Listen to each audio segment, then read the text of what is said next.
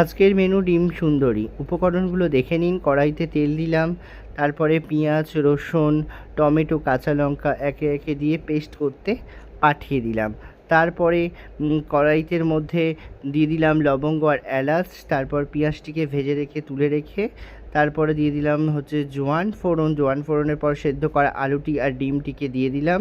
দিয়ে হালকা নাড়াচাড়া করার পরে ডিম আর আলুটা সরিয়ে রেখে কড়াইতে একটু তেল দিয়ে পেঁয়াজ, আদা, রসুনের যে পেস্টটি ছিল সেটা দিয়ে দিলাম। তারপরে কাজু বাদাম আর টক দইটা মিক্সি করতে দিয়ে তারপর লঙ্কা, হলুদ যা যা উপকরণ লাগে সেগুলোকে দিয়ে কড়াতে ভালো করে মশলাটা কষিয়ে ডিম আর আলু দিয়ে সুন্দর করে টক দই আর কাজু বাদামের পেস্টটি দিয়ে সামান্য জল দিয়ে ঘি দিয়ে গরম মশলা আর পেঁয়াজ ভাজা করা পেঁয়াজটি ছড়িয়ে কাঁচা লঙ্কা কাটা ছিল সেটিকে ওপরে দিয়ে সুন্দর করে সাজিয়ে দিলাম ডিম সুন্দরী। এটি সব রকম খাবারের সঙ্গে খেতে ভালো লাগবে।